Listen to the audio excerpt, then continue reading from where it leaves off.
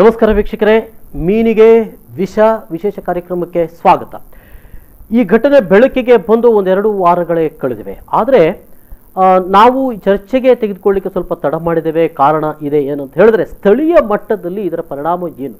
ಹೌದೇ ಎಲ್ಲೋ ಹೈದರಾಬಾದ್ನಿಂದ ಅಥವಾ ಕೇರಳದಲ್ಲಿ ಇದು ರುಜುವಾತಾಗಿರೋದು ಆಗಿದ್ರೂ ಕೂಡ ನಮ್ಮ ಕರಾವಳಿ ಜಿಲ್ಲೆಗಳಲ್ಲಿ ಇದು ರುಜುವಾತ ಆಗಿಲ್ಲ ಅಲ್ವೇ ಅಂತ ಅನ್ನೋದು ಒಂದು. ಇನ್ನೊಂದು, ನಮ್ಮ ಕರಾವಳಿ ಜಿಲ್ಲೆ ಮೀನುಗಾರಿಕೆ ಉದ್ಯಮದ ಮೇಲೆ ಭಾಳಷ್ಟು ಪ್ರಭಾವವನ್ನು ಇಟ್ಟಿರುವಂಥದ್ದು, ಆ ಉದ್ಯಮದ ಮೇಲೂ ಕೂಡ ಇದು ಪರಿಣಾಮ ಬೀರಬಾರದಲ್ವೇ ಅಂತ ಅನ್ನುವಂಥದ್ದು. ಜೊತೆಯಲ್ಲಿ ಈ ಕರಾವಳಿ ಜಿಲ್ಲೆಯಲ್ಲಿ ಬಹುತೇಕ ಮಂದಿ ಈ ಮೀನನ್ನು ಆಹಾರವಾಗಿ ತೆಗೆದುಕೊಳ್ತಾ ಇದ್ದಾರೆ. ಮಾಂಸಾಹಾರಿಗಳಂತೂ ಚಿಕನ್ನ ಬಗೆಗೆ ಒಂದಷ್ಟು, ಮಟನ್ನ ಬಗೆಗೆ ಒಂದಷ್ಟು, ಕೆಲವು ತಿನ್ನುವುದರ ಬಗೆಗೆ, ಅದರ ಹಿನ್ನೆಲೆಯ ಒಂದಷ್ಟು ಕಲಬೆರಕೆಗಳ ಬಗೆಗೆ ಒಂದಷ್ಟು ವಿಷಯಗಳು ಬಂದಾಗ ಕೊನೆಗೆ ಜನ ಮೀನೇ ಉತ್ತಮವಾದ ಆಹಾರ ಅಂತ ಸ್ವೀಕರಿಸಿಕೊಂಡಿರುವಂಥ ಸಂದರ್ಭದಲ್ಲಿ ಈ ಒಂದು ಘಟನೆ ಮೀನಿಗೂ ವಿಷ ಹಾಕ್ತಾರೆ ಅನ್ನೋದು ಬೆಳಕಿಗೆ ಬಂದಿರೋದು. ಸ್ಥಳೀಯ ಮಟ್ಟದಲ್ಲಿ ಹೀಗೆ ಇರಲಿಕ್ಕಿಲ್ಲ ಅಂತ ಅನ್ನೋದು ನಮ್ಗೆ ಗೊತ್ತಿಲ್ಲ. ಯಾಕಂತ ಹೇಳಿದ್ರೆ ಬಹುಶಃ ಆಂತರಿಕವಾಗಿ ಯಾವ ರೀತಿಯಾಗಿ ಈ ಉದ್ಯಮ ಇದನ್ನು ನೆಚ್ಚಿಕೊಂಡಿದೆ ಅಂತಲೂ ಗೊತ್ತಿಲ್ಲ. ಯಾಕಂದರೆ ಮಂಜುಗಡ್ಡೆಯೊಂದನ್ನೇ ಆಶ್ರಯಿಸಿಕೊಂಡಿರುವಂಥದ್ದು ಒಂದು. ಇನ್ನೊಂದು, ಇದು ಮಳೆಗಾಲದಲ್ಲಿ ಮಂಜುಗಡ್ಡೆ ಬಹಳ ಕಷ್ಟ. ಇನ್ನು ಸೆಕೆಗಾಲದಲ್ಲೂ ಕೂಡ ಮಂಜುಗಡ್ಡೆ ಬಹಳ ಸಿಗೋದು ಕಷ್ಟ ಅಂತ ಅನ್ನುವಂಥದ್ದು. ಸೊ ಇಂಥೆಲ್ಲ ಸಂದರ್ಭಗಳಲ್ಲಿ ಇದನ್ನು ಯಾಕೆ ಬಳಕೆ ಮಾಡಲಿಕ್ಕಿರಲಿಕ್ಕಿಲ್ಲ ಅನ್ನುವಂಥ ಕೆಲವು ಸಂಶಯಗಳು, ಗುಮಾನಿಗಳು ಇರುವಂಥದ್ದು. ಏನೇ ಇರಲಿ, ಇದ್ರ ಬಗ್ಗೆ ಜಾಗೃತಿ ಬರಬೇಕಾಗಿದೆ. ಈ ಉದ್ಯಮವನ್ನು ನಡೆಸಿಕೊಂಡು ಹೋಗ್ತಾ ಇರುವವರು ಕೂಡ ಇನ್ನು ಇದನ್ನು ನಾವು ಯಾರು ಸೇವಿಸ್ತೇವೆ ನಾವು ಕೂಡ ಇದರ ಬಗ್ಗೆ ಜಾಗೃತರಾಗಿರಬೇಕಾದ ಅಗತ್ಯವಿದೆ. ಹಾಗಾಗಿ ಚರ್ಚೆಯನ್ನು ಇಟ್ಟುಕೊಂಡಿದ್ದೇನೆ. ನಮ್ಮ ಜೊತೆಗೆ ಡಾಕ್ಟರ್ ಎಂ ಎನ್ ವೇಣುಗೋಪಾಲ್ ಅವರು, ಮಂಗಳೂರು ಮೀನುಗಾರಿಕಾ ಕಾಲೇಜಿನ ಡೀನ್, ಜೊತೆಗೆ ಬಯೋಕೆಮಿಸ್ಟ್ರಿ ವಿಭಾಗದ ಮುಖ್ಯಸ್ಥರು ಕೂಡ ಆಗಿದ್ದಾರೆ. ಹಾಗಾಗಿ ಅವರು ಇದಕ್ಕೆ ಸೂಕ್ತ ವ್ಯಕ್ತಿ. ಅವರ ಸ್ಟುಡಿಯೋದಲ್ಲಿದ್ದಾರೆ, ಅವ್ರ ಜೊತೆ ಮಾತನಾಡೋಣ. ಸರ್, ಕಾರ್ಯಕ್ರಮಕ್ಕೆ ಸ್ವಾಗತ. ನಮಸ್ಕಾರ. ಬಹುಶಃ ತಮಗೆ ಈ ಒಂದು ಘಟನೆ ಇತ್ತೀಚೆಗೆ ಬೆಳಕಿಗೆ ಬಂದಿರು ಸರ್, ಇದು ಏನು? ಇದು ಹೌದಾ? ಈ ಘಟನೆ ಬೆಳಕಿಗೆ ಬಂದಿರುವುದು ನಾವು ನಂಬಬಹುದಾಗಿದೆಯಾ, ಹೇಗೆ? ಹೌದು, ಈಗ ಇತ್ತೀಚಿನ ದಿನಗಳಲ್ಲಿ ಈ ಮಾಧ್ಯಮಗಳ ಮೂಲಕ ಎಲ್ಲರಿಗೂ ಗೊತ್ತಾಗಿದೆ. ಮೀನಿಗೆ ಕೆಲವು ಕೆಮಿಕಲ್ಸ್ನೆಲ್ಲ ಬೆರೆಸಿ ಅದನ್ನು ಮಾರಾಟ ಮಾಡ್ತಾ ಇದ್ದಾರೆ ಅಂತ. ಅದು ಕರ್ನಾಟಕದಲ್ಲಿ ಮೊದಲಿಗೆ ಬರಲಿಲ್ಲ, ಕೇರಳದಲ್ಲಿ ಎರಡು ವಾರಗಳ ಹಿಂದೆ ಕೇರಳದಲ್ಲಿ ಮಾರಾಟವಾಗುವಂತಹ ಮೀನಲ್ಲಿ ಈ ಕೆಮಿಕಲ್ಸ್ ಎಲ್ಲ ಬಳಸಿ ಮಾಡುವಂಥದ್ದು ಬೆಳಕಿಗೆ ಬಂತು. ಅದಾದಮೇಲೆ ನಮ್ಮ ಕರ್ನಾಟಕದಲ್ಲಿ ಸುಳ್ಯದಲ್ಲಿ ಭಾಗದಲ್ಲಿ ಸಹ ಈ ಕೇರಳದಿಂದ ಬರುವಂಥ ಮೀನು ಏನು ಬರುತ್ತೆ ಅಲ್ಲಿ, ಆ ಮೀನಲ್ಲೂ ಸಹ ಈ ರೀತಿ ಕೆಮಿಕಲ್ಸ್ ಇದೆ ಅಂತ ಅನ್ನೋದು ಸಹ ಹೇಗೂ ಕೇರಳ ಮತ್ತು ತಮಿಳುನಾಡು, ಆಂಧ್ರ ಪ್ರದೇಶದಿಂದ ನಮಗೆ ಮೀನು ಬರ್ತಾ ಇದೆ. ಹೌದು. ಈಗ ಸಾಮಾನ್ಯ, ಏಕೆಂದರೆ ಈಗ ಮೀನು ನಮಗೆ ಈ ಫಿಶಿಂಗ್ ಬ್ಯಾನ್ ಇದೆ ಇವಾಗ. ಈ ಮಳೆಗಾಲ ಆದ್ರಿಂದ ನಮ್ದು ಮೀನುಗಾರ ಯಾರು ಕಡಲಿಗೆ ಮೀನು ಇರಲಿಕ್ಕೆ ಹೋಗ್ತಾ ಇಲ್ಲ. ಆದ್ರೂ ಮೀನಿಗೆ ಡಿಮ್ಯಾಂಡ್ ಇದೆ. ಆ ದೃಷ್ಟಿಯಿಂದ ಏನಾಗುತ್ತೆ, ಬೇರೆ ಕಡೆಯಿಂದ, ದೂರದ ಪ್ರದೇಶಗಳಿಂದ, ಅದು ತಮಿಳುನಾಡು ಆಗಿರ್ಬೋದು, ಆಂಧ್ರ ಆಗಿರ್ಬೋದು, ಅಲ್ಲಿಂದ ಮೀನು ದೂರದಿಂದ ಬರಬೇಕಾದ್ರೆ ಮೀನು ಒಂದು ಪೌಷ್ಟಿಕ ಆಹಾರ. ಅದು ಬೇರೆ ಯಾವುದೋ ಮಾಂಸ ಪದಾರ್ಥಗಳನ್ನ ನೋಡಿದ್ರೆ ಮೀನು ಬೇಗ ಅದು ಹಾಳಾಗುತ್ತೆ. ಮೀನಿನ ಇರುವಂತಹ ಸೂಕ್ಷ್ಮಾಣುಜೀವಿಗಳು ಅದನ್ನ ಮೇಲೆ ಮೀನನ್ನು ಆಹಾರವಾಗಿ ಉಪಯೋಗಿಸಿಕೊಂಡು, ಉಳಿದ ಮಾಂಸಗಳಿಗೆ ಸಂಬಂಧಪಟ್ಟ ಹಾಗೆ ನೋಡುವುದಾಗಿದ್ರೆ ಮೀನು ಬಹಳ ಬೇಗ ಕೊಳೆಯುತ್ತೆ. ಒಂದು ತಾಜಾ ಮೀನು ಹಿಡಿದ ಒಂದು 5-6 ಗಂಟೆ ತನಕ ಈ ಸಾಮಾನ್ಯ ವಾತಾವರಣದಲ್ಲಿ ಅದು ಐಸ್ ಹಾಕದೇ ಇದ್ದರೆ 5-6 ಗಂಟೆ ಒಳಗಡೆ ಅದು ಸೇವನೆ ಮಾಡಲಿಕ್ಕೆ ಸೂಕ್ತ ಇರುತ್ತೆ. ಅದಾದಮೇಲೆ ಅದು ಹಾಳಾಗಿರುತ್ತೆ. ಅದು ಹಾಳಾಗಬಾರ್ದು ಅಂತ ಅದನ್ನು ನಾವು ಸಾಮಾನ್ಯವಾಗಿ ಮೀನುಗಾರರು ಮೀನು ಹಿಡಿಲಿಕ್ಕೆ ಹೋದಾಲು ಸಹ ಐಸನ್ನು ತಗೊಂಡೋಗ್ತಾರೆ. ಹಿಡಿದ ತಕ್ಷಣ ಅದರಲ್ಲಿ ಐಸಲ್ಲಿ ಹಾಕಿ ಬರ್ತಾರೆ. ಕಾರಣ ಆ ಟೆಂಪರೇಚರ್ ಕಡಿಮೆ ಆದಾಗ ಆವಾಗ ಈ ಸೂಕ್ಷ್ಮಾಣುಜೀವಿಗಳು ಏನಿವೆಯೋ ಆ ಮೀನಿನ ಮೈ ಮೇಲೆ ಅವುಗಳ ಕ್ರಿಯೆ ಕಡಿಮೆ ಆಗುತ್ತೆ, ಸ್ಲೋ ಡೌನ್ ಆಗುತ್ತೆ. ಆವಾಗ ಅದು ತಾಜಾತನ ಸ್ವಲ್ಪ ಎಕ್ಸ್ಟೆಂಡ್ ಆಗುತ್ತೆ. ಹಾಗಾಗುವಂಥದ್ದು. ಈ ಬೇರೆ ಕಡೆಯಿಂದ ಈಗ ಮೀನು ಬರುವಾಗ ಆ ಪ್ರಯಾಣವೇ ಸುಮಾರು ಗಂಟೆಗಳ ಕಾಲ ಆಗ್ಬೋದು. ಆದರೆ ಅದು ಅವ್ರು ಬರಬೇಕಾದ ಸ್ಥಳಕ್ಕೆ ಬರಬೇಕಾದ್ರೆ, ಸಪೋಸ್ ಅವರು ಮಂಗಳೂರಿಗೆ ಇರ್ಬೋದು, ಕೇರಳಕ್ಕೆ ಇಲ್ಲಿಂದ ಬರಬೇಕಾದ್ರೆ ದೂರದ ಪ್ರದೇಶದಿಂದ ಆ ಮೀನು ಹಾಳಾಗುತ್ತೆ.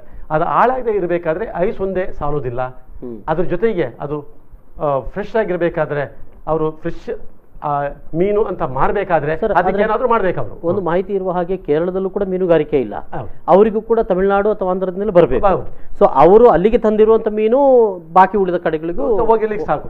ಜೊತೆಗೆ ಮಂಗಳೂರಿಗೆ ಸಹ, ನಮ್ಮ ಕರ್ನಾಟಕಕ್ಕೂ ಸಹ ಡೈರೆಕ್ಟ್ ಆಗಿ ಅಲ್ಲಿಂದ ಮೀನು ಬರಲಿಕ್ಕೂ ಸಾಕು. ಹೌದು, ಈಗ ಕೇರಳದಿಂದ ಬರುವ ಮೀನುಗಳು ಅಂತ ಹೇಳಿದ್ರೆ ಕೇರಳದ ಮೀನು ಅಲ್ಲ ಅದು ಅಲ್ಲ ನಮಗೆ ಬಹುತೇಕ ಮಾರ್ಕೆಟ್ಗಳಿಗೆ ಹೋದಾಗ ಇದು ಕೇರಳದ ಮೀನು ಅಂತ ಹೇಳ್ತಾರೆ. ಅದು ಬೇರೆ ಕಡೆಯಿಂದ ಕೇರಳಕ್ಕೆ ಬಂದು ಅಲ್ಲಿಂದ ಇಲ್ಲಿಗೆ ಬಂದಿರಬಹುದು, ಇಲ್ಲ ಕರ್ನಾಟಕಕ್ಕೆ ಬಂದು ಇಲ್ಲೇ ನಮ್ಮ ಬೇರೆ ಬೇರೆ ಮಾರುಕಟ್ಟೆಗಳಲ್ಲಿ ಆ ಮೀನು ಸಿಕ್ತನೂ ಸಹ ಇರಬಹುದು. ಅಂದ್ರೆ ಅವರು ಮೀನು ಗ್ರಾಹಕರಿಗೆ ತಾಜಾತನ ಇದೆ ಅಂತ ಪರಿಗಣಿಸಲಿ ಅಂತನೋ ದೃಷ್ಟಿಯಿಂದ ಅವರು ಈ ಸಮಯದಲ್ಲಿ ಸ್ವಲ್ಪ ಕೆಮಿಕಲ್ಸ್ ಆ್ಯಡ್ ಮಾಡಿ ಅದು ನೋಡಲಿಕ್ಕೆ ಫ್ರೆಶ್ ಆಗಿದೆ ಅನ್ನೋ ತೋರಿಸ್ಲಿಕ್ಕೋಸ್ಕರ ಈ ಕೆಮಿಕಲ್ಸ್ನೆಲ್ಲ ಯೂಸ್ ಮಾಡ್ತಾ ಇದ್ದಾರೆ. ಆದರೆ ಈ ರೀತಿ ಯಾವುದೇ ಕೆಮಿಕಲ್ಸ್ನ ನಾವು ಸೇವಿಸುವಂಥ ಈ ಮೀನಿಗೆ ಅಲ್ಲಿ ಯಾವುದೇ ಆಹಾರ ಪದಾರ್ಥಗಳಿಗೆ ಅದನ್ನು ಉಪಯೋಗಿಸ್ಲಿಕ್ಕೆ ಬಾರ್ದು. Yes sir. ಓಕೆ, ಏನಿದು ಈ ಕೆಮಿಕಲ್ ಸರ್? ಈಗ ಯಾವುದಕ್ಕೆ ಹಾಕ್ತಾರೆ, ಇದು ಯಾವುದಕ್ಕೆ ಬಳಕೆ ಮಾಡೋದು ಆ್ಯಕ್ಚುಲಿ? ಅಂದರೆ ಈಗ ಸಾಮಾನ್ಯವಾಗಿ ಈಗ ನಮ್ಮದು ಕೇರಳದಲ್ಲಿ ಆದ ಈ ವರದಿ ಪ್ರಕಾರ ಏನಂದರೆ ಅಲ್ಲಿ ಮೀನಿಗೆ ಅವರು ಫಾರ್ಮಲಿನ್ ಯೂಸ್ ಮಾಡ್ತಾರೆ. ಅದನ್ನು ಮೀನನ್ನು ಫಾರ್ಮಲಿನಲ್ಲಿ ಡಿಪ್ ಮಾಡ್ತಾರೆ, ಇಲ್ಲ ಅದರ ಮೇಲೆ ಫಾರ್ಮಲಿನ್ನ ಹಚ್ತಾರೆ ಅಂತ ಅನ್ನೋದು ಕೇಳಿ ಬಂದಿದೆ. ಈ ಫಾರ್ಮಲಿನ್ ಈಗ ಮೀನಿನಲ್ಲಿ ಫಾರ್ಮಲಿನ್ ಯೂಸ್ ಮಾಡಲೇಬಾರ್ದು, ಅದು ನಿಷೇಧ. ಅದು ಹಾಗೆಂದರೆ ಫಾರ್ಮಲಿನ್ ಒಂದು ದ್ರಾವಣ, ಅದನ್ನು ಯಾವುದಕ್ಕೆ ಅಂದರೆ ನಾವು ಯಾವುದೇ ಪ್ರಾಣಿ ಆಗಲಿ, ಈಗ ನಮ್ಮದು ಮೀನೇ ಆಗಿರ್ಬೋದು, ನಮ್ಮ ಪ್ರಯೋಗಾಲಯದಲ್ಲಿ ಮೀನನ್ನು ನಾವು ಇಡಬೇಕಾದ್ರೆ, ಕೆಡದಂತೆ ಇಡಬೇಕಾದ್ರೆ, ಒಂದು ಗ್ಲಾಸ್ ಜಾರಲ್ಲಿ ಮ್ಯೂಸಿಯಮಲ್ಲಿ ಇಡಬೇಕಾದ್ರೆ ಮೀನನ್ನ ಇಟ್ಟು ಆ ಅದನ್ನು ಫಾರ್ಮಲಿನ್ ದ್ರಾವಣದಲ್ಲಿ ಮುಳುಗಿಸ್ತೇವೆ. ಅಂದರೆ ಅದು ಯಾವುದೇ ಸೂಕ್ಷ್ಮಾಣುಜೀವಿಗಳ ಕ್ರಿಯೆ ಏನಿರುತ್ತೆ ಅದನ್ನು ಸಾಯಿಸುತ್ತೆ. ಸೂಕ್ಷ್ಮಾಣುಜೀವಿಗಳ ಸತ್ತಾಗ ಅದು ಮೀನು ಅದೇ ರೀತಿ ಇರುತ್ತೆ. ಅದನ್ನ ಅಂದ್ರೆ ಅದರ ಒಳಗಿನ ಇದು ಏನಿದೆ, ಆ ಜೈವಿಕತೆ ಏನಿದೆ ಅದು ಹಾಗೆ ಉಳಿತದ. ಜೈವಿಕತೆ ಮೀನು ಪೂರ್ತಿಯಾಗಿ ಅದು ಆ ಫಾರ್ಮಲ್ಲಿ ಇಟ್ಟರೆ ಅದರಿಂದ ಸೂಕ್ಷ್ಮಾಣು ಜೀವಿಗಳು ಎಲ್ಲ ಹಾಳಾಗುತ್ತವೆ. ಅದು ಮೀನು ಕೆಡದಂತೆ ಇಡುವಂತದ್ದೇ. ಒಂದು ವೇಳೆ ಸೂಕ್ಷ್ಮಾಣು ಜೀವಿಗಳಿದ್ರೆ ಮಾತ್ರ ಅದು ಕೆಡ್ತಾ ಹೋಗುತ್ತೆ, ಹೊರಗಿನ ಬ್ಯಾಕ್ಟೀರಿಯಾಗಳನ್ನ. ಇದು ಒಂದು ಬ್ಯಾಕ್ಟೀರಿಯಾಸೈಡಲ್ ಇರೋದ್ರಿಂದ ಅದು ಸೂಕ್ಷ್ಮಾಣು ಜೀವಿಗಳ ಮೇಲೆ ಡೈರೆಕ್ಟ್ ಪರಿಣಾಮ ಬೀರೋದ್ರಿಂದ ಸೂಕ್ಷ್ಮಾಣು ಜೀವಿಗಳೆಲ್ಲ ಸಾಯುತ್ತವೆ, ಹಾಗೆ ಮೀನು ಕೆಡೋದಿಲ್ಲ. ಸರ್, ಎಷ್ಟು ದಿನದವರೆಗೆ ಇಡಬಹುದು ಹಾಗೆ ಕೆಡೋದು? ಈಗ ಆದರೆ ನಾವು ಫಾರ್ಮಲಿನಲ್ಲಿ ನಾವು ಮ್ಯೂಸಿಯಮಲ್ಲಿ ಇಡಬೇಕಾದ್ರೆ ವರ್ಷಗಳ ಕಾಲ ಮೀನನ್ನು ಕೆಡದಂತೆ ಅಲ್ಲಿ ಇಡಬಹುದು. ಆದರೆ ನಾವು ಮನುಷ್ಯ ಸೇವನೆ ಮಾಡಲಿಕ್ಕೆ ಇದ್ದಂಥ ಮೀನನ್ನು ನಾವು ಫಾರ್ಮಲಿನಲ್ಲಿ ಹಾಕ್ತು ಅಂತಂದರೆ ಅದು ಹಾಕ್ಲಿಕ್ಕೆ ಕೂಡುದು. ಅದು ಹಾಕಿದ್ರೂ ಸಹ ಅವರು ಮಾರಾಟ ಮಾಡೋ ತನಕ ಸಹ ಅದು ಫ್ರೆಶ್ ಆಗಿ ಕಾಣ್ಬೋದು. ಮೀನು ಹಾಳಾಗಿದ್ದು ಒಳಗಡೆ ಭಾಗದಿಂದ ಅವುಗಳಿಗೆ. ಸರ್, ಈಗ ನೀವು ಪ್ರಯೋಗಕ್ಕೆ ಇದನ್ನು ನಾವು ಯೂಸ್ ಮಾಡ್ತೀವಿ ಅಂತ ಹೇಳಿ ಫಾರ್ಮಲಿನಲ್ಲಿ ಮೀನನ್ನು ಇಡ್ತೀರಿ ಅಂತ ಹೇಳಿ, ಅಂದರೆ ಸಾಧಾರಣ ಒಂದು ಮೀನನ್ನು ನೀವು ಎಷ್ಟು ದಿನ ಪ್ರಯೋಗಕ್ಕೆ ಬೇಕಾಗಿ ಅದನ್ನು ಇಡ್ತೀರಿ ಅಂತ? ಎಷ್ಟು ವರ್ಷಗಳ ಕಾಲ ಇಡ್ಬೋದು ಫಾರ್ಮಲಿನಲ್ಲಿ? ಹಲವು ವರ್ಷಗಳ ಕಾಲ ಫಾರ್ಮಲಿನಲ್ಲಿ ಇಟ್ಟು ಅಂತಂದರೆ ಅದು ಮೀನು ಏನಾಗುದಿಲ್ಲ, ಇದ್ದಾಗೆ ಇರುತ್ತೆ. ನೋಡ್ಲಿಕ್ಕೆ ನಾವು ಬಂಗುಡೆ ನಮ್ಮ ಫಾರ್ಮಲಿನಲ್ಲಿ ಹಾಕಿ ಇಟ್ಟು ಅಂತಂದ್ರೆ ಒಂದು ಗ್ಲಾಸ್ ಜಾರಲ್ಲಿ ಅದು ಹಲವು ವರ್ಷಗಳ ಕಾಲ ಹಾಗೆ ಇರುತ್ತೆ. ಅದು ನೋಡ್ಲಿಕ್ಕೆ ಬಂಗಡೆಯಾಗೆ ಕಾಣಿಸುತ್ತೆ. ಹಾಗಿದ್ರೆ ಇದು ಏನು ದ್ರಾವಣ? ಮೀನುಗಳಿಗಾಗೋಸ್ಕರ ಇರೋದು ಅಥವಾ ಇದು ಮೀನುಗಳೇ ಹಾಕ್ಲಿಕ್ಕಲ್ಲ. ಈ ರೀತಿ ನಾವೇನಾದ್ರು ಅದ್ರ ನಾವು ಪ್ರಿಸರ್ವ್ ಮಾಡಬೇಕಾದ್ರೆ ಎಲ್ಲವನ್ನು ಪ್ರಿಸರ್ವ್ ಮಾಡಬೇಕಾದ್ರೆ ಅದು ಇಲ್ಲಿ ಮೆಡಿಕಲ್ ಕಾಲೇಜುಗಳಲ್ಲೂ ಸಹ ಸತ್ತ ಹೆಣಗಳನ್ನು ಅವರು ಪ್ರಿಸರ್ವ್ ಮಾಡಬೇಕಾದ್ರೆ ಅವರು ಅನಾಟಮಿಗೆ ಅಲ್ಲಿ ಮಕ್ಕಳಿಗೆ ಕಲಿಸ್ಲಿಕ್ಕೆ ಅದನ್ನು ಸಹ ನಾವು ಇಂಥ ಫಾರ್ಮಲಿನ್ ದ್ರಾವಣದಲ್ಲಿ ಮನುಷ್ಯನ ದೇಹಗಳನ್ನು ಪ್ರಯೋಗಕ್ಕಾಗಿ ತೋರಿಸ್ತಾರೆ. ಅಲ್ಲೂ ಸಹ ಇದು ಫಾರ್ಮಲಿನ್ ದ್ರಾವಣದಲ್ಲೇ ಅದನ್ನು ಅದ್ದಿ ಇಟ್ಟಿರ್ತಾರೆ. ಅದೊಂಥರ ಕೆಮಿಕಲ್ ಕೆಮಿಕಲ್. ಇದು ಫಾರ್ಮಲಿನ್ ತುಂಬಾ ಸ್ಟ್ರಾಂಗ್ ಸ್ಮೆಲ್ ಇರುತ್ತೆ. ಅದು ಗೊತ್ತಾಗುತ್ತೆ, ತಕ್ಷಣದಲ್ಲಿ ಗೊತ್ತಾಗುತ್ತೆ. ಅದನ್ನು ಫಾರ್ಮಲಿನ್ ಫ್ಯೂಮ್ಸ್ ಏನಾದರೂ ಮೇಲೆ ಬಂತು ಅಂದರೆ ನಮಗೆ ಕಣ್ಣೆಲ್ಲ ತಕ್ಷಣದಲ್ಲಿ ಕಣ್ಣು ಉರಿಲಿಕ್ಕೆ ಶುರುವಾಗುತ್ತೆ. ಅದೇ ನಮಗೆ ಉಸಿರಾಟ ಮಾಡ್ಲಿಕ್ಕೆ ಹೋದಾಗ ನಮ್ಮ ಮೂಗಿನಲ್ಲಿ ಗಂಟಲಿನಲ್ಲಿ ಒಂದು ರೀತಿ ಇರಿಟೇಷನ್ ಶುರುವಾಗುತ್ತೆ. ಸೊ ಅದರಿಂದ ಆದಷ್ಟು ಅದರಿಂದ ದೂರ ಇರಬೇಕು ಅಂತ ಅನಿಸುತ್ತೆ ಅದನ್ನು ಫಾರ್ಮಲಿನ್ ಹತ್ರ ಹೋದಾಗ.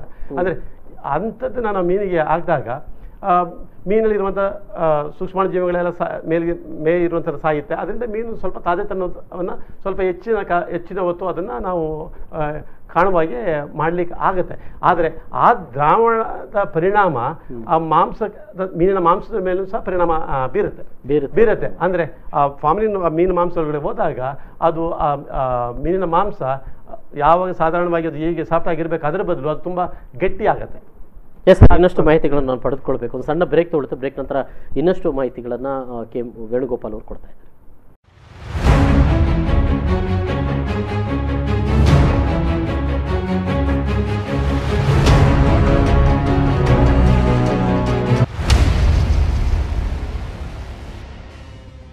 ಮತ್ತೊಮ್ಮೆ ಸ್ವಾಗತ ವೀಕ್ಷಕರೇ. ಈಗಾಗಲೇ ನಾನು ಚರ್ಚೆ ಮಾಡ್ತಾ ಇದ್ದೆ ಮಂಗಳೂರು ಮೀನುಗಾರಿಕಾ ಕಾಲೇಜಿನ ಡೀನ್ ಮತ್ತು ಮೈಕ್ರೋಬಯಾಲಜಿ ಡಿಪಾರ್ಟ್ಮೆಂಟ್ನ ಮುಖ್ಯಸ್ಥರಾಗಿರುವಂಥ ಕೆ ಎನ್ ವೇಣುಗೋಪಾಲ್ ಅವರ ಜೊತೆ. ಸರ್, ಹಾಗಿದ್ರೆ ಫಾರ್ಮಾಲಿನ್ ಅನ್ನುವಂಥದ್ದು ಮನುಷ್ಯನೂ ಸೇರಿದಂತೆ ಯಾವುದೇ ಜೀವಿಗಳು ಕೆಡದಂತೆ ಇಡುವಂಥ ಒಂದು ರಾಸಾಯನಿಕ. ಹೌದು. ಹಾಗಾದರೆ ಆ ರಾಸಾಯನಿಕವನ್ನು ಮೀನಿಗೆ ಬಳಕೆ ಮಾಡಿದರೆ ಅದು ಏನು ಪರಿಣಾಮ ಬೀರಬಾರದು ಸರ್? ಅದು ಈ ರಾಸಾಯನಿಕವನ್ನು ಫಾರ್ಮಲಿನ ಮೀನಲ್ಲಿ ನಾವು ಸೇವನೆ ಮಾಡಿ ಮನುಷ್ಯ ಸೇವನೆಗೆ ಇರುವಂಥ ಮೀನಿನಲ್ಲಿ ಅಥವಾ ಯಾವುದೇ ಆಹಾರ ಪದಾರ್ಥಗಳಲ್ಲಿ ಉಪಯೋಗಿಸಲಿಕ್ಕೆ ನಿಷೇಧ ಇದೆ. ಅದನ್ನು ಉಪಯೋಗಿಸಲೇಬಾರ್ದು. ಅದೇನಾದರೂ ಉಪಯೋಗಿಸ್ತಾ ಇದ್ದರೆ ಅದು ಯಾರು ಈಗ ಮಾರ್ಕೆಟಿಂಗ್ ಮಾಡ್ತಾ ಇದ್ದಾರೆ ಅವರ ಈ ಹಣ ಮಾಡಲಿಕ್ಕೋಸ್ಕರ, ಜನಗಳನ್ನ ಮೋಸ ಮಾಡಿ ಹಣ ಮಾಡಲಿಕ್ಕೋಸ್ಕರ ಮಾಡ್ತಾ ಇರುವಂಥ ಒಂದು ದಂಧೆ ಅಂತ ಅನ್ಬೋದು ಅಷ್ಟೇ ಹೊರತು ಯಾವುದೇ ಕಾಯ್ದೆಯ ಪ್ರಕಾರ ಅದನ್ನು ಮೀನಲ್ಲಿ ಉಪಯೋಗಿಸಬೇಕು ಅಂತ ಇಲ್ಲ, ಉಪಯೋಗಿಸಬಾರ್ದು. ದೇಶದ ಕಾನೂನು. ಹೌದು, ನಮ್ಮದು ಇದು ಆಹಾರದಲ್ಲಿ ಮನುಷ್ಯನು ತಿನ್ನುವಂಥ ಆಹಾರದಲ್ಲಿ ಇದನ್ನು ಯಾವುದೇ ರೀತಿಯಲ್ಲಿ ಇದು ಇರಬಾರ್ದು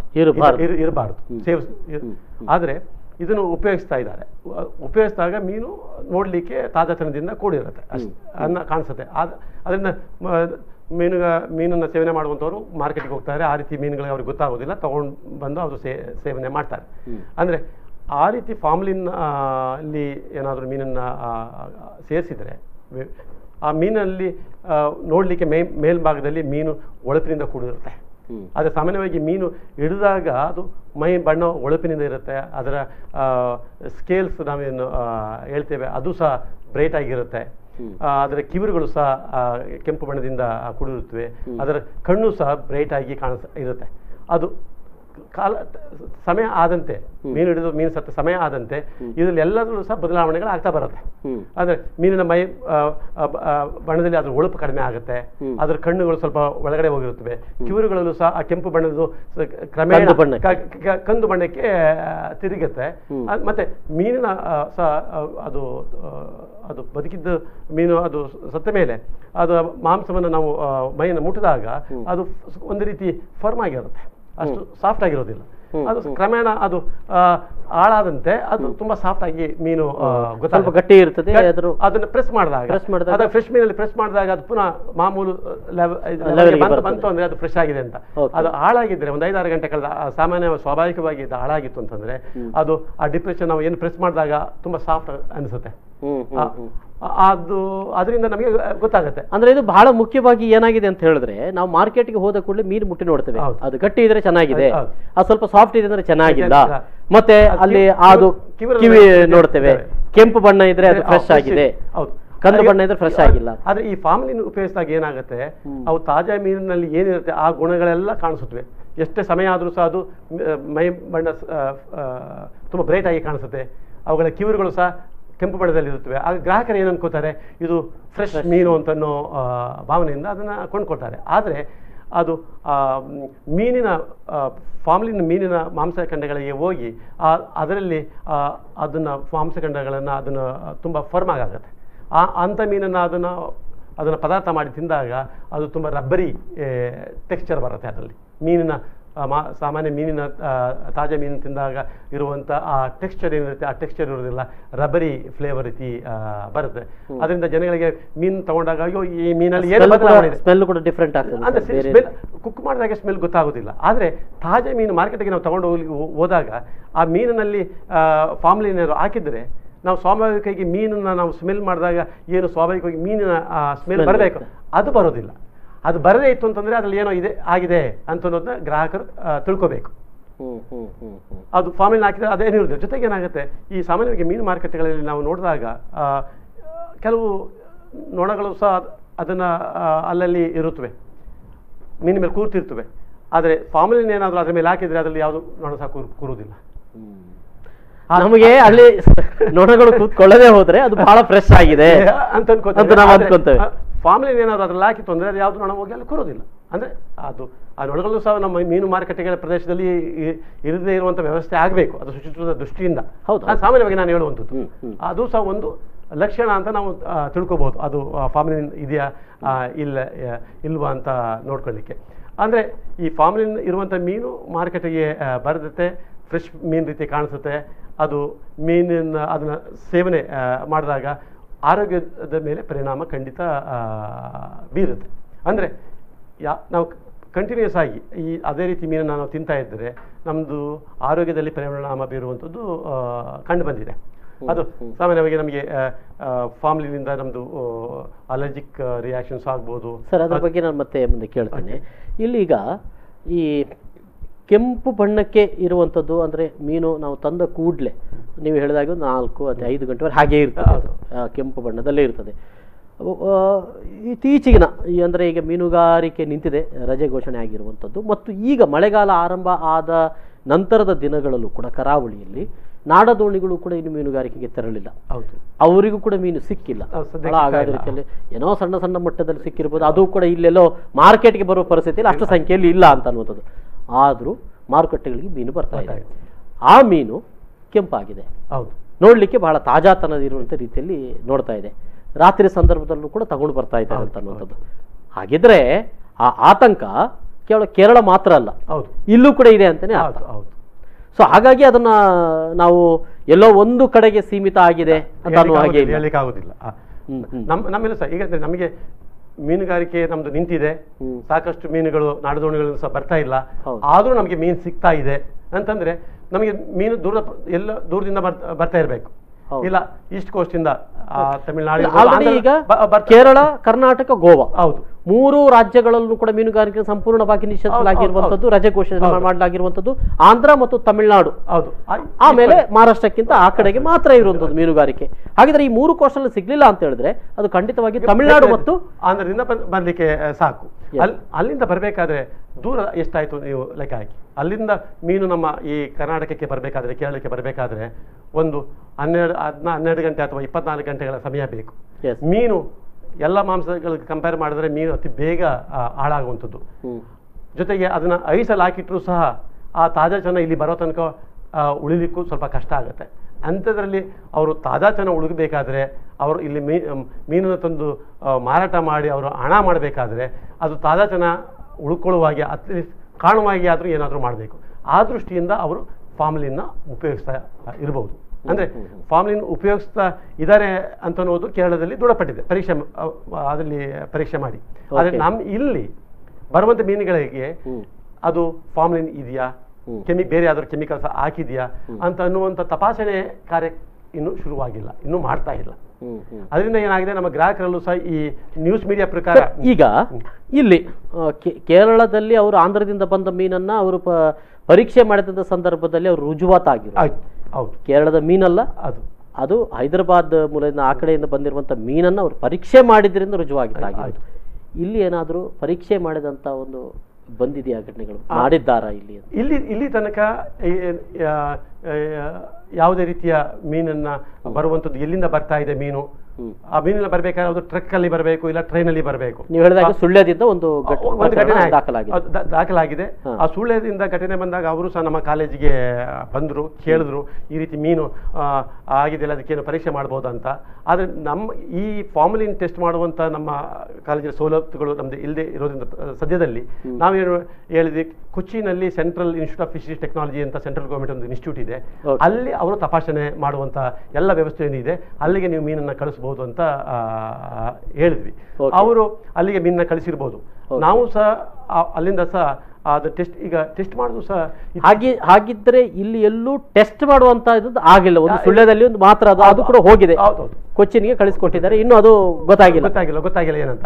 ಇಲ್ಲಿ ನಮ್ದು ಇಲ್ಲಿ ಪರೀಕ್ಷೆ ಮಾಡುವಂಥದ್ದು ಈ ಮೀನುಗಳ ಬಗ್ಗೆ ನಿಜವಾಗ್ಲೂ ಇದರಲ್ಲಿ ಇದೆಯಾ, ಇದು ಸುಮ್ಮನೆ ಊಹಾಪೋಹವ, ಇಲ್ಲ ನಿಜವಾಗ್ಲೂ ಇದೆಯಾ, ಇದು ಗ್ರಾಹಕರಲ್ಲಿ ಈ ರೀತಿಯ ಭೀತಿ ಸಹ ಇದೆ, ಅದರಿಂದ ಏನ್ ಮಾಡ್ಬೇಕು ಅಂತ ಅನ್ನೋದು ಇನ್ನೂ ರುಜುವಾತಾಗಿಲ್ಲ. ಅದನ್ನ ನನಗೆ ಅನಿಸುತ್ತೆ ಈ ಗ್ರಾಹಕರಲ್ಲಿ ಒಂದು ರೀತಿಯ ಗೊಂದಲ ಇದೆ, ಮೀನು ತಿನ್ಬೇಕೋ ಇಲ್ವಾ ಅಂತ. ಇದು ನಮ್ಮ ಮೀನುಗಾರರಲ್ಲೂ ಸಹ ಮೀನನ್ನ ಮಾರಾಟ ಮಾಡಿ ಜೀವನ ಸಾಗುವಂತ ಮೀನುಗಾರ ಮಹಿಳೆಯರ ಆರ್ಥಿಕ ಇದರಲ್ಲೂ ಸಹ ಅದು ಪರಿಣಾಮ ಬೀರುತ್ತೆ. ಆ ದೃಷ್ಟಿಯಿಂದ ನಾವು ಗ್ರಾಹಕರಲ್ಲಿ ನಮ್ಮ ಇಲ್ಲಿ ಮಾರಾಟವಂತ ಆಗುವಂಥ ಮೀನು ಯಾವ ರೀತಿಯ ಕೆಮಿಕಲ್ಸ್ ಇಲ್ಲ ಅಂತ ಮಾಡಬೇಕಾದ್ರೆ ನಾವುಗಳು ಸಂಬಂಧಪಟ್ಟವರು ಇದರಲ್ಲಿ ಅದನ್ನು ನಾವು ಮೀನನ್ನು ಎಲ್ಲಿಂದ ಬರೋಂಥ ಮೀನು ಅದನ್ನು ಬರುವಂಥ ಜಾಗದಲ್ಲೇ ಅದನ್ನು ಡಿಸ್ಟ್ರಿಬ್ಯೂಟರ್ ಹಾಕಿನ ಮೊದಲು ಅದನ್ನು ತಡೆಗಟ್ಟಿ ಅದನ್ನು ಪರೀಕ್ಷೆ ಮಾಡಿ ಇದೆಯಾ ಇಲ್ವಂತ ನೋಡಿ, ಇದ್ದರೆ ಅದನ್ನು ಸಂಬಂಧಪಟ್ಟ ಯಾರು ಅದಕ್ಕೆ ಇನ್ವಾಲ್ವ್ ಆಗಿದ್ದಾರೆ ಅವರಿಗೆ ಕಠಿಣ ಕ್ರಮ ತಗೊಳ್ಳುವಂಥದ್ದು ಆಗಬೇಕು. ಆ ರೀತಿ ಮೀನು ನಮ್ಮ ಗ್ರಾಹಕರಿಗೆ ಸಿಗದ ಹಾಗೆ ಒಂದು ವ್ಯವಸ್ಥೆ ಮಾಡಬೇಕಾಗಿದೆ ಅಂತ ಅನ್ನೋದು. ಇನ್ನಷ್ಟು ಅದು ಆರೋಗ್ಯದ ಮೇಲೆ ಏನು ಪರಿಣಾಮ ಬೀರುತ್ತದೆ ಅನ್ನೋದ್ರ ಬಗ್ಗೆಯೂ ಕೂಡ ಮುಂದೆ ನಾವು ಒಂದಷ್ಟು ಮಾಹಿತಿಗಳನ್ನು ಕೊಡ್ತಾರೆ KN ವೇಣುಗೋಪಾಲ್ ಅವರು. ಒಂದು ಸಣ್ಣ ಬ್ರೇಕ್ ತಗೊಂಡು ಮತ್ತೆ ಬರ್ತಾರೆ.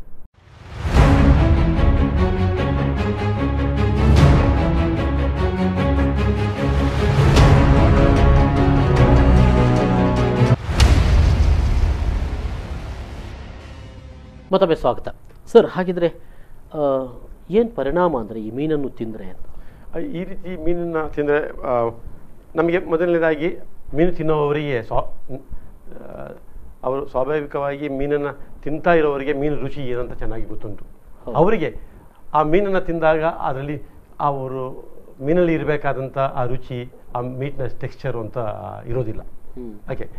ಇನ್ನೊಂದು ಏನಂದರೆ ಇದೇ ರೀತಿಯ ಫಾರ್ಮಲಿನ್ ಕಂಟಾಮಿನೇಟೆಡ್ ಮೀನನ್ನ ತಿಂತಾ ಇದ್ದರೆ ಅವರ ಮನುಷ್ಯನ ಆರೋಗ್ಯದ ಮೇಲೆ ಪರಿಣಾಮ ಬೀರುತ್ತೆ. ಅಂದರೆ ಅವರಿಗೆ ನಮ್ಮ ಶ್ವಾಸಕೋಶದ ಮೇಲೆ, ನಮ್ಮ ಅನ್ನನಾಳದ ಮೇಲೆ ಪರಿಣಾಮ ಆಗುತ್ತೆ. ಚೆಸ್ಟ್ ಪೇನ್ ಸಹ ಆಗ್ಬೋದು. ಮತ್ತು ಕೆಲವು ರಿಪೋರ್ಟ್ಸ್ ಹೇಳೋ ಪ್ರಕಾರ ಇದು ಸ್ವಲ್ಪ ಕ್ಯಾನ್ಸರ್ ಸಹ ತಗುಲಿಕ್ಕೆ ಸಾಧ್ಯ ಉಂಟು ಅಂತನೋ ಅದು ಹೇಳ್ತಾರೆ. ಬಟ್ ಅದು ನಾವು ಎಷ್ಟು ಪ್ರಮಾಣದಲ್ಲಿ ಇದು ಸೇವನೆ ಮಾಡ್ತೇವೆ, ಎಷ್ಟು ದಿನಗಳಲ್ಲಿ ನಾವು ಮಾಡ್ತೇವೆ ಅದರ ಮೇಲೆ ಡಿಪೆಂಡ್ ಆಗುತ್ತೆ. ಇಲ್ಲ, ಈ ಸಣ್ಣ ಮಟ್ಟದಲ್ಲಿ ನಾವು ಸೇವನೆ ಮಾಡಿದಾಗ ಆರೋಗ್ಯದ ಮೇಲೆ ಅಷ್ಟೊಂದು ಪರಿಣಾಮ ಬೀರಲಿಕ್ಕಿಲ್ಲ. ಜೊತೆಗೆ ಏನಾಗುತ್ತೆ ಅಂದರೆ ಫಾರ್ಮಲಿನ್ ನೀರಿನಲ್ಲಿ ಸುಲಭವಾಗಿ ಕರಗುವಂಥ ದ್ರಾವಣ. ಅದು ನಾವು ತಂದ ಮೀನನ್ನು ನಾವು ನೀರಿನಲ್ಲಿ ಮುಳುಗಿಸಿ ಇಟ್ಟರೆ ಅದರ ಮೇಲಿರುವಂಥ ಫಾರ್ಮಲಿನ್ ಹೊರಗಡೆ ಹೋಗುತ್ತೆ.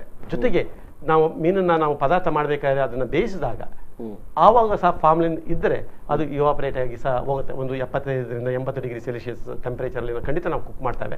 ಆ ಟೆಂಪರೇಚರಲ್ಲಿ ಸಹ ಅದು ಸಹ ಹೋಗುತ್ತೆ.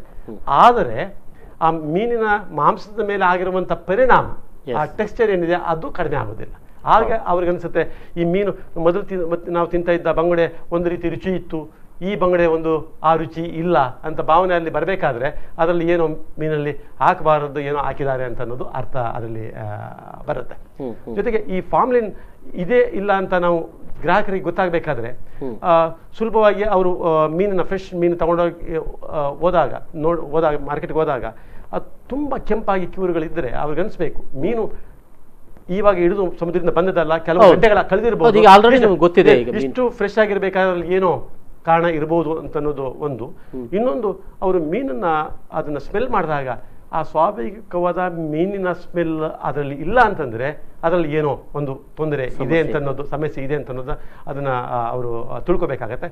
ಇನ್ನೊಂದು, ಎಲ್ಲ ಗ್ರಾಹಕರು ಸಹ ಅವರದೇ ಆದ ಮಾರ್ಕೆಟ್ಗೆ ಹೋದಾಗ ನಂಬಿಕಸ್ಥ ಮಾರಾಟಗಾರರು, ಈ ರೀತಿಯಲ್ಲಿ ತೊಡಗದೆ ಇರುವಂತ ಮಾರಾಟಗಾರ ಯಾರು ಇರ್ತಾರೆ, ಅವರ ನಂಬಿಕಸ್ಥ ಮಾರಾಟಗಾರರು, ಅವರ ಹತ್ರ ಮೀನನ್ನು ಕೊಂಡ್ಕೊಂಡ್ರೆ ಒಂದು ರೀತಿಯ ಅವರಿಗೆ ಮೀನಿನ ಅಲ್ಲಿ ಏನೋ ತೊಂದರೆ ಇಲ್ಲ ಅಂತ ಅನ್ನೋದು ಸಹ ಆಗ್ಬಹುದು. ಆದರೆ ಆ ರೀತಿ ಮಾರಾಟಗಾರರು ಅವರಿಗೆ ಮೀನು ಬೇರೆ ಕಡೆಯಿಂದ ಬಂದಾಗ ಅವ್ರಿಗೂ ಸಹ ಗೊತ್ತಿರಲಿಲ್ಲ, ಅವರು ಮಾಡಿರ್ಲಿಕ್ಕಿಲ್ಲ.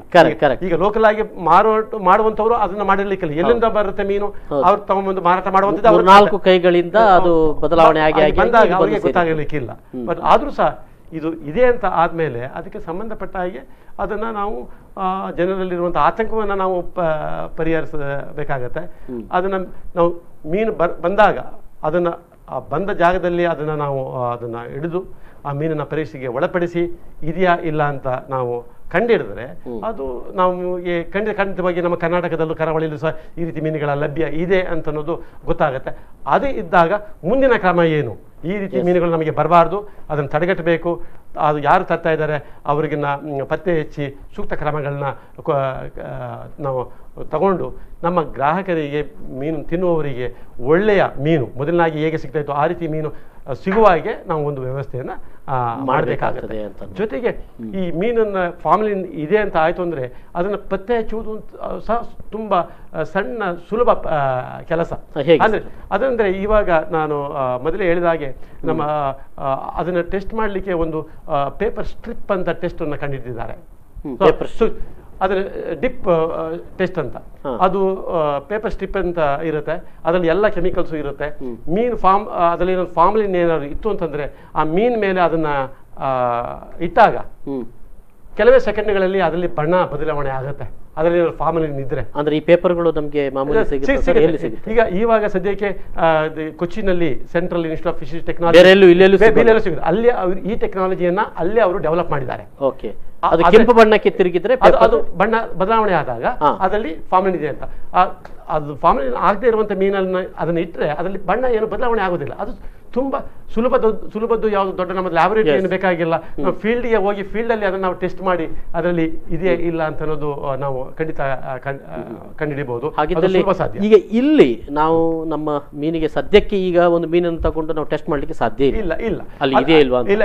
ಅದನ್ನ ಅಂದ್ರೆ ಆ ಮೀನನ್ನ ನಾವು ಮಾಡಬೇಕಾದ್ರೆ ಅದನ್ನ ಮೀನನ್ನ ನೋಡಿ ಅದನ್ನ ಸ್ವಲ್ಪ ಸ್ಮೆಲ್ ಮಾಡಿ ಅದರಲ್ಲಿ ಏನಾದರೂ ಫಾರ್ಮಲಿನ್ ಅಂಶ ಇದ್ರೆ, ಮೀನಿನ ಗಡುಸುತನ ಇದ್ರೆ, ಗಟ್ಟಿಯಾಗಿದ್ರೆ ಮೀನಿನ ಮೈಭಾಗ, ಆವಾಗ ಅದರಲ್ಲಿ ಏನಾದರೂ ಕೆಮಿಕಲ್ಸ್ ಇದೆ ಅಂತ ಅನ್ನೋದನ್ನ ನಾವು ಪ್ರೈಮರಿ ಲೆವೆಲಲ್ಲಿ ಕಂಡುಹಿಡಿಯಲಿಕ್ಕೆ ಸಾಧ್ಯ.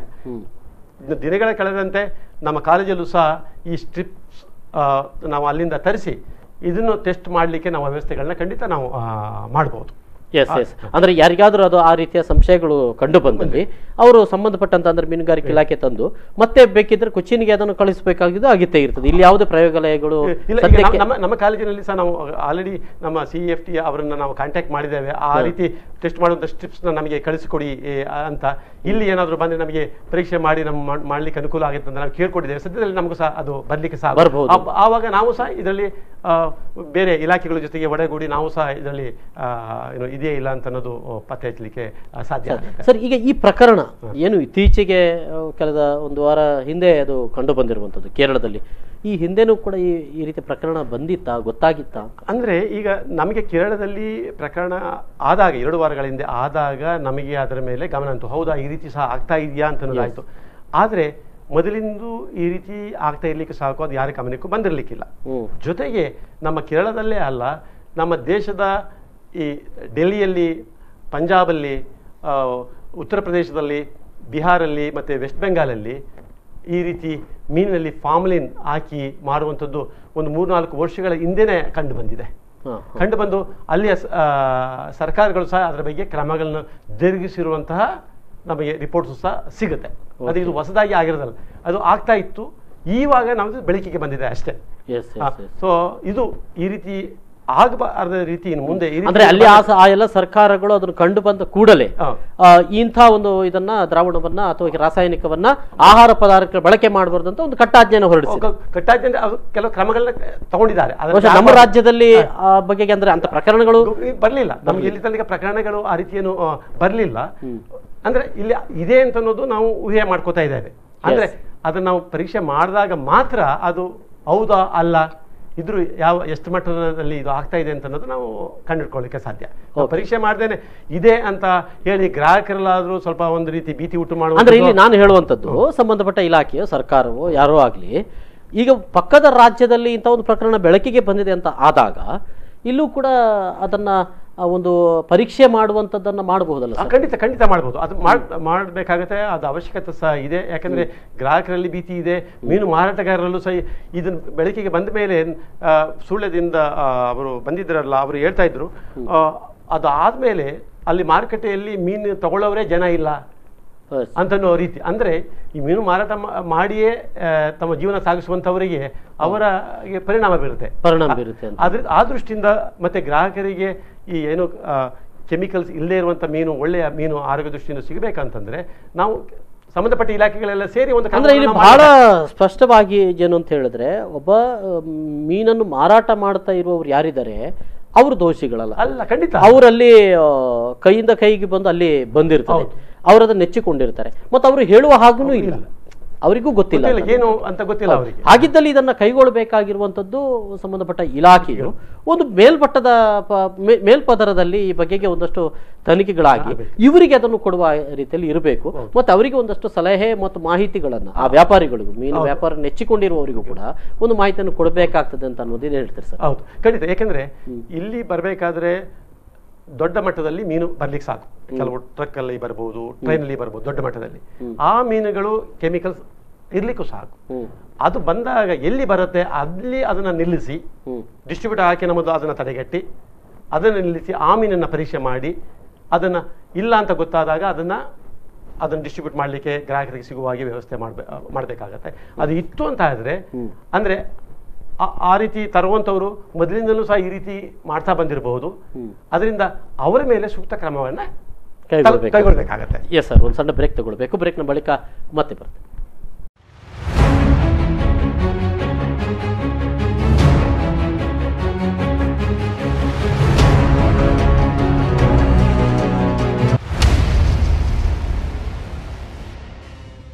ಮತ್ತೊಮ್ಮೆ ಸ್ವಾಗತ ವೀಕ್ಷಕರೇ. ಸರ್, ಹಾಗಿದ್ರೆ ಇಲ್ಲಿ ನಾವು ಯಾರನ್ನ ದೂರಬೇಕು ಅಂತ? ಇವಾಗ ಮೀನು ಈ ರೀತಿ ಕೆಮಿಕಲ್ ಮಿಶ್ರಣ ಆಗಿರುವಂಥ ಮೀನು ನಮ್ಮ ಕೇರಳಕ್ಕೆ ಬಂತು, ಅದರಿಂದ ಸುಳ್ಯದಲ್ಲಿ ರಿಪೋರ್ಟ್ ಆಯಿತು.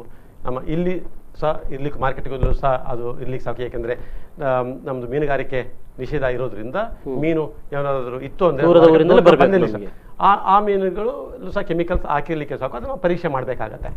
ಅಂದರೆ ಈ ಮೀನನ್ನ ಅಲ್ಲಿಂದ ದೂರದಿಂದ ಬಂದಂಥ ಮೀನನ್ನ ಪಡೆದು ಯಾರು ಮಾರಾಟ ಮಾಡ್ತಾ ಇರ್ತಾರೆ ಅವರು ಖಂಡಿತ ಈ ಕೆಮಿಕಲ್ಸ್ನ ಸೇರಿಸಿ ಮಾರಾಟ ಮಾಡಲಿಕ್ಕೆ ಸಾಧ್ಯ ಇಲ್ಲ, ಸಣ್ಣ ಮಟ್ಟದಲ್ಲಿ ಮಾಡುವಂಥವ್ರು. ಅಂದ್ರೆ ಯಾರು ದೊಡ್ಡ ಮಟ್ಟದಲ್ಲಿ ಈ ಮೀನನ್ನ ಹೊರಗಡೆಯಿಂದ ತರಿಸಿ ಈ ಮಧ್ಯವರ್ತಿಗಳು ಯಾರಿರ್ತಾರೆ ಅವರು ಈ ಅದು ಫ್ರೆಶ್ ಆಗಿ ಇರಬೇಕಾದ್ರೆ, ಅವ್ರು ಮಾರಾಟ ಆಗಬೇಕಾದ್ರೆ, ಸ್ವಲ್ಪ ಹಣ ಮಾಡಬೇಕಾದ್ರೆ ಈ ರೀತಿ ಅದು ಫ್ರೆಶ್ ಆಗಿ ಕಾಣಲಿಕ್ಕೆ ಅವರು ವ್ಯವಸ್ಥೆಯನ್ನ ಮಾಡಲಿಕ್ಕೆ ಸಾಕು. ಅಂದ್ರೆ ಈಗ ಫಾರ್ ಎಕ್ಸಾಂಪಲ್ ಇಲ್ಲಿಂದ ಆಂಧ್ರದಿಂದ ಅಥವಾ ತಮಿಳುನಾಡಿಂದ ಫಿಶ್ ಮೀನು ಬರಬೇಕಾದ್ರೆ ಅಲ್ಲಿಂದ ಇಲ್ಲಿಗೆ ಸಪ್ಲೈ ಮಾಡುವಂಥವರು ಯಾರಿರ್ತಾರೆ ಅವರು ಅಲ್ಲೇನೆ ಇಲ್ಲಿ ಕಳಿಸೋಕ್ಕಿಂತ ಮೊದಲು ಅಲ್ಲೇ ಏನಾದರೂ ಕೆಮಿಕಲ್ಸ್ ಆಡ್ ಮಾಡಿ ಕಳಿಸಿರ್ಬೋದು. ಯಾಕಂದ್ರೆ ದೂರ ಪ್ರಯಾಣ ಮಾಡಿ ಬರ್ಬೇಕಾದ್ರೆ ಮೀನು ತಾಜಾತನ ಉಳ್ಕೋಬೇಕಾದ್ರೆ ಈ ರೀತಿ ಮಾಡಿದ್ರೆ ಐಸ್ ಒಂದೇ ಸಾಲದು, ಈ ರೀತಿ ಮಾಡಿದ್ರೆ ಅದು ತಾಜಾತನ ಉಳ್ಕೊಳ್ಳಿಕ್ಕೆ ಸಾಧ್ಯ ಅಂತ ಮನಗಂಡು ಈ ರೀತಿ ಮಾಡಬಾರ್ದಂತ ಕೃತ್ಯಕ್ಕೆ ಅವರು ಕೈ ಹಾಕಿರ್ಬೋದು. ಅಂದ್ರೆ ಅವರಿಗೆ ಏನಾಗಿರುತ್ತೆ, ಮನುಷ್ಯರ ಆರೋಗ್ಯ ಮುಖ್ಯ ಅಲ್ಲ, ಅವರಿಗೆ ಹಣ ಮಾಡೋದೇ ಒಂದು ಮುಖ್ಯ ಉದ್ದೇಶ ಆಗಿ ಈ ರೀತಿ ಅವರು ಈ ಕೃತ್ಯವನ್ನ ಮಾಡ್ತಾ ಇರ್ಲಿಕ್ಕೆ ಸಾಕು. ಅಂದ್ರೆ ನಮ್ಮ ಕರಾವಳಿ ತೀರದಲ್ಲಿ ನಮ್ಮ ಮೀನುಗಾರರು ಏನು ಹೋಗಿ ಮೀನ ಹಿಡ್ಕೊಂಡ್ ಬರ್ತಾರೆ, ಖಂಡಿತ ಈ ಮೀನುಗಾರಿಕೆ ಇದ್ದಾಗ ಖಂಡಿತ ಅವರು ಈ ಕಾರ್ಯದಲ್ಲಿ ತೊಡಗಿರ್ಲಿಕ್ಕೆ ಸಾಧ್ಯ ಇಲ್ಲ. ಯಾಕಂದ್ರೆ ಅವರು ಸಮುದ್ರದಿಂದ ಮೀನು ಹಿಡ್ಕೊಂಡ್ ಬರ್ತಾರೆ, ಧಕ್ಕೆಗೆ ತರ್ತಾರೆ, ಅದನ್ನ ಹರಾಜಾಗುತ್ತೆ. ಹರಾಜಾದಾಗ ಸಣ್ಣ ಮಟ್ಟದಲ್ಲಿ ಮಾರಾಟಗಾರರು ಅಲ್ಲಿ ಹರಾಜಲ್ಲಿ ತಗೋತಾರೆ. ಬೇರೆ ಬೇರೆ ರೀತಿಯಲ್ಲಿ ಅವ್ರ ಮೀನುಗಾರ ಮಹಿಳೆಯರಾಗಿರ್ಬೋದು, ಬೇರೆ ಸಣ್ಣ ವ್ಯಾಪಾರಸ್ಥರಾಗಿರ್ಬೋದು, ಅವರು ಮಾರುವಂತ ಸ್ಥಳಕ್ಕೆ ತಗೊಂಡು ಹೋಗಿ ಮಾರಾಟ ಮಾಡ್ತಾರೆ. ಅಲ್ಲಿ ಐಸ್ ಹಾಕಿ ಮಾರಾಟ ಮಾಡ್ತಾರೆ. ಅದು ತಾಜಾ ಇರುತ್ತೆ, ಕೆಮಿಕಲ್ಸ್ ಇರೋದಿಲ್ಲ. ಆದ್ರೆ ಯಾರು ದೊಡ್ಡ ಮಟ್ಟದಲ್ಲಿ ಈ ಮೀನನ್ನ ಖರೀದಿ ಮಾಡಿ ಬೇರೆ ದೂರದ ಪ್ರದೇಶಗಳಿಗೆ ತಲುಪಿಸ್ಲಿಕ್ಕೆ ಬಂದಾಗ ಅವರು ಫ್ರೆಶ್ನೆಸ್ ಇರಬೇಕು ಅಂತ ಈ ರೀತಿ ಮಾಡ್ತಿರ್ಲಿಕ್ಕೂ ಸಾಕು. ಅಂದ್ರೆ ಇದೆಲ್ಲ ನಾವು ಆಗಿರಬಹುದು, ಆಗ್ಲಿಕ್ಕೆ ಸಾಕು ಅಂತ ಅನ್ಕೋತೇವೆ. ಆದ್ರೆ ಇದನ್ನ ನಾವು ಸರಿಯಾದ ಮಟ್ಟದಲ್ಲಿ ನಾವು ಒಂದು ಪರೀಕ್ಷೆ ಮಾಡಿ ಅದಕ್ಕೆ ಒಂದು ಕ್ರಮವನ್ನು ಕೈಗೊಂಡಾಗ ಮಾತ್ರ ಅದನ್ನ ನಾವು ಏನು ಆಗ್ತಾ ಇದೆ, ಏಕೆ ಹೀಗೆ, ಮುಂದೆ ಈ ರೀತಿಯನ್ನು ತಪ್ಪಿಸ್ಬೇಕಾದ್ರೆ ಏನು ಮಾಡಬೇಕು ಅಂತ ಒಂದು ಕಾರ್ಯಸೂಚಿಯನ್ನ ಮಾಡಲಿಕ್ಕೆ ಅನುಕೂಲ ಆಗುತ್ತೆ. ಇದಕ್ಕೆ ಸಂಬಂಧಪಟ್ಟ ಎಲ್ಲರೂ ಸಹ ಸೇರಿ ಎಲ್ಲಾ ರೀತಿ ಇಲಾಖೆ ಸೇರಿ ಈ ಒಂದು ಘಟನೆ ಬೆಳಕಿಗೆ ಬಂದಿರುವಂತ ಹಿನ್ನೆಲೆಯಲ್ಲಿ ಈಗ ನಮ್ಮ ಸರ್ಕಾರಗಳು, പക്ഷേ ಕೆಲವು ಸರ್ಕಾರಗಳು ಈ ಹಿಂದೆ ಏನೋ ಒಮ್ಮೆ ಘೋಷಣೆ ಮಾಡದಿದ್ದಿರಬಹುದು, ಆದರೆ ಬಹಳ ಮುಖ್ಯವಾಗಿ ಮೀನನ್ನೇ ಆಹಾರವಾಗಿ ನೆಚ್ಚಿಕೊಂಡಿರುವಂತ ಈ ಒಂದು ಕರಾವಳಿ ಭಾಗದಲ್ಲಿ ನಮ್ಮ ಸರ್ಕಾರಗಳು ಈ ಬಗೆಗೆ ಒಂದು ಮುನ್ನೆಚ್ಚರಿಕೆಯನ್ನು ತೆಗೆದುಕೊಳ್ಬೇಕಾದ ಅಗತ್ಯತೆ ಇಲ್ವಾ? ಅಂದ್ರೆ ಸಂಬಂಧಪಟ್ಟ ನಾನು ಆಗ್ಲೇ ಹೇಳಿದ ಹಾಗೆ ಅವರಿಗೆ ಮಾಹಿತಿಗಳನ್ನು ಕೊಡೋದು, ನೋಡಿ ಹೀಗಿದೆ, ಹೀಗೆ ಇರ್ತದೆ, ನೀವು ಯಾರನ್ನ ತಗೊಳ್ಬೇಕು ಅಂತ ಅನ್ನುವಂಥದ್ದು. ಸೊ ಇದನ್ನ ಹೇಗೆ ಸರಿಪಡಿಸೋದು? ಇಲ್ಲ, ಇದನ್ನ ಅಂದ್ರೆ ಈಗ ಸಂಬಂಧಪಟ್ಟ ಎಲ್ಲರೂ ಸಹ ಇದರಲ್ಲಿ ಕೈ ಜೋಡಿಸಿ ಅದನ್ನ ಒಂದು ಕಾರ್ಯ ಮಾಡಬೇಕಾಗತ್ತೆ. ಅದರಲ್ಲಿ ಮೀನುಗಾರಿಕೆ ಇಲಾಖೆಯವರಾಗಿರ್ಬಹುದು, ಆರೋಗ್ಯ ಇಲಾಖೆ ಆಗಿರ್ಬಹುದು, food and civil supplies department ಅವರಾಗಿರ್ಬೋದು, ಡಿಸ್ಟ್ರಿಕ್ಟ್ ಅಡ್ಮಿನಿಸ್ಟ್ರೇಷನ್ ಆಗಿರ್ಬೋದು, ನಮ್ಮ ಫಿಶರೀಸ್ ಕಾಲೇಜ್ ಆಗಿರ್ಬೋದು, ಈಗ ಸಂಬಂಧಪಟ್ಟ ಎಲ್ಲರೂ ಸಹ ಇದು ಇದೆ ಅಂತ ಆಗ್ತಾ ಇದೆ. ಆಗಿರ್ಬೇಕಾದ್ರೆ ಇದ್ರ ಬಗ್ಗೆ ಒಂದು ಕೂಲಂಕಷವಾಗಿ ನಾವು ಒಂದು ಸ್ಟಡಿ ಮಾಡಿ ಅದನ್ನ ನಾವು ಒಂದು ನೋಡಬೇಕು, ನಮ್ಮ ಜನಗಳಿಗೆ ಹಿತದೃಷ್ಟಿಯಿಂದ ಅಂತ ಅನ್ನೋದು ನಾವು ಮಾಡಿ ಅದನ್ನ ಜನಗಳಿಗೆ ಹೇಳ್ಬೇಕು. ಇಲ್ಲ ಈ ರೀತಿ ಆಗ್ತಾ ಇಲ್ಲ ಅಂತ ಅನ್ನೋದು, ಆಗ್ತಾ ಇದ್ರೆ ಹೌದು ಈ ರೀತಿ ಆಗ್ತಿದೆ ಅಂತ ಯಾರಿಗೆ ಅದು ಮಾಡ್ತಾ ಇದ್ದಾರೆ ಅದನ್ನ ನಾವು ತಡೆಗಟ್ಟಬೇಕಾಗತ್ತೆ. ಸೊ ಏನಾದರೂ ಒಂದು ದೂರದಿಂದ ಮೀನು ಬರ್ತಾ ಇತ್ತು ಅಂತಂದ್ರೆ, ರೆಗ್ಯುಲರ್ ಆಗಿ ಬರ್ತಾ ಇತ್ತು ಅಂತಂದ್ರೆ, ಅದರಲ್ಲಿ ಏನಾದ್ರು ಕಂಡು ಬಂತು ಅಂತಂದ್ರೆ ಅದನ್ನ ನಾವು ತಡೆಗಟ್ಟಬಹುದು. ನಮ್ಮ ರಾಜ್ಯದ ದಕ್ಷಿಣ ಕನ್ನಡ ಜಿಲ್ಲೆ ಅಥವಾ ನಮ್ಮ ಇಲ್ಲಿ ಮಂಗಳೂರು ಗಡಿ ಭಾಗಕ್ಕೆ ಬರ್ತಾ ಇರಬೇಕಾದ್ರೆ ಅದನ್ನ ತಡೆಗಟ್ಟಿ ಅದನ್ನ ನಾವು ನಿಲ್ಲಿಸಬಹುದು. ತಾಜಾತನ ಇದೆಯಾ ಇಲ್ವಾ, ಇದು ಒಳ್ಳೇದಿದೆಯಾ ಇಲ್ಲ ಅಂತ ನಾವು ಟೆಸ್ಟ್ ಮಾಡಿ ಅದನ್ನು ನಾವು ಮಾಡ್ತಂದ್ರೆ, ಅಂದರೆ ನಾವು ಇದು ಮಾಡ್ತಿರ್ಬೇಕಾದ್ರೆ ನಾವು ಮಾಡದೇ ಇರೋದ್ರಿಂದ ಏನಾಗುತ್ತೆ, ಈ ವ್ಯಾಪಾರಸ್ಥರು ಸಹ ಇದರ ದುರುಪಯೋಗ ಪಡ್ಕೋತಾ ಇದ್ದಾರೆ.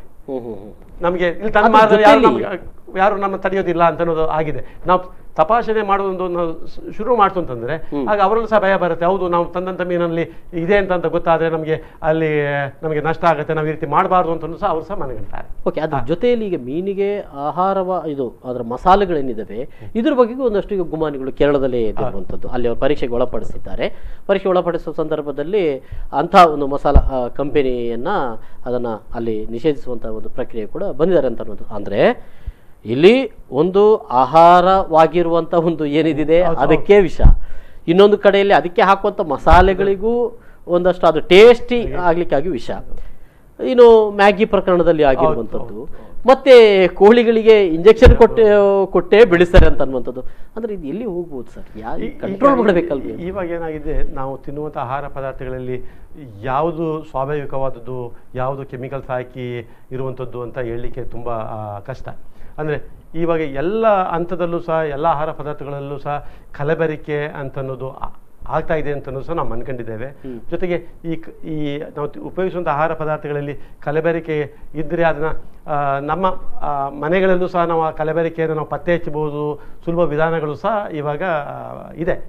ಅಂದರೆ ಇದನ್ನೆಲ್ಲ ಯಾರು ಕಂಟ್ರೋಲ್ ಮಾಡೋದು, ಅಂದರೆ ನಾವು ಜನಗಳಿಗೆ ಸೇವಿಸುವಂಥ ಆಹಾರ, ಅಂದರೆ ನಮ್ಮ ಮಾರ್ಕೆಟಲ್ಲಿ ಈಗ ಫ್ರೂಟ್ಸ್ ಇರ್ಬೋದು, ವೆಜಿಟೇಬಲ್ಸ್ ಇರ್ಬೋದು, ಬೇರೆ ಆಹಾರ ಪದಾರ್ಥಗಳಿರ್ಬೋದು, ಅವೆಲ್ಲ ನಮಗೆ ಅನಿಸುತ್ತೆ ಮಾರ್ಕೆಟಲ್ಲಿ ಯಾವುದೋ ಒಂದು ಸೇಲ್ ಆಯಿತು ಅಂತಂದರೆ ಅದು ಒಳ್ಳೇದಿರಬೇಕು ಅನ್ನೋ ದೃಷ್ಟಿಯಿಂದ ನಾವು ಅದನ್ನು ಕೊಂಡ್ಕೊಂಡು ನಾವು ಸೇವನೆ ಮಾಡ್ತೇವೆ.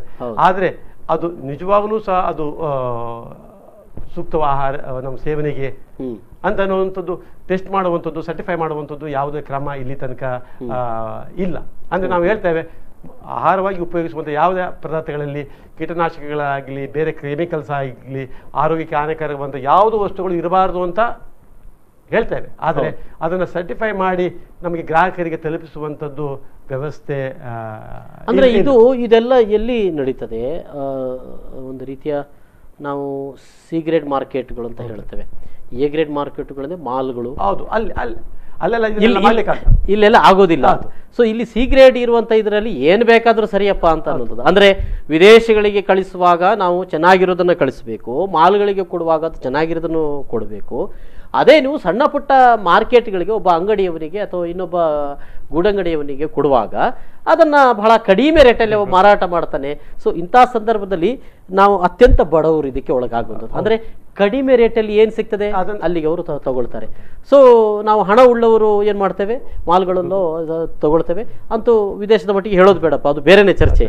ಸೊ ಇಂಥ ಸಂದರ್ಭದಲ್ಲಿ ಇಂತಹ ಒಂದು ರೀತಿಯ ಕಳಪೆ ಆಹಾರಗಳಿಗೆ ಒಳಗಾಗುವವರು ಮತ್ತೆ ಆರ್ಥಿಕವಾಗಿ ಹಿಂದುಳಿದಿರುವವರಾಗಿರ್ತಾರೆ. ಹೌದು, ಖಂಡಿತ. ಸೊ ಇದ್ರ ಬಗ್ಗೆ ಬಹಳ ಸ್ಪಷ್ಟವಾಗಿ ಸರ್ಕಾರ ಬೇಕಾಗುತ್ತೆ. ಅಂದರೆ ನಾವು ಆಹಾರ ಪದಾರ್ಥಗಳು ಬೆಳೆಯುವಂಥ ಜಾಗದಲ್ಲಿ ಅಲ್ಲಿ ರೈತರಾಗಿರ್ಬೋದು, ಅವರು ಯಾವುದೆಲ್ಲ ಕ್ರಮಗಳನ್ನ ಅವರು ಕೈಗೊಳ್ಳಬೇಕು, ಆಹಾರ ಯಾವುದೇ ಕೆಮಿಕಲ್ಸನ್ನು ಎಷ್ಟು ಉಪಯೋಗಿಸ್ಬೇಕು ಅಷ್ಟೇ ಉಪಯೋಗಿಸ್ಬೇಕು, ಕೀಟನಾಶಕಗಳಾಗಲಿ ಬೇರೆ ಯಾವುದೇ ಕೆಮಿಕಲ್ಸ್ ಆಗಲಿ ಎಷ್ಟು ಮಟ್ಟದಲ್ಲಿ ಯೂಸ್ ಮಾಡಬೇಕು ಅದಷ್ಟೇ ಯೂಸ್ ಮಾಡಬೇಕು, ಅದನ್ನು ಅವರಿಗೆ ಮನವರಿಕೆ ಮಾಡಿಕೊಡುವಂಥದ್ದು. ಮತ್ತು ನಮ್ಮ ಎಲ್ಲ ಗ್ರಾಹಕರಿಗೂ ಸಹ ಆಹಾರ ಪದಾರ್ಥ ಸಿಗಬೇಕಾದ್ರೆ ಅದು ಒಂದು ಮಟ್ಟದಲ್ಲಿ ನಾವು ಪ್ರತಿದಿನ ಇಲ್ಲದೇ ಇದ್ರೂ ಸಹ ಹಾಗಾಗಿ ಅದನ್ನು ನಾವು ಆಹಾರ ಪದಾರ್ಥಗಳನ್ನ ಟೆಸ್ಟ್ ಮಾಡ್ತಾ ಇದ್ದರೆ ಅದರಲ್ಲಿ ಅದು ನಮಗೆ ಸೇವನೆ ಮಾಡಲಿಕ್ಕೆ ಅದು ಸರಿ ಇದೆಯಾ ಇಲ್ಲ ಅಂತ ಅನ್ನೋದು ಗೊತ್ತಾಗುತ್ತೆ.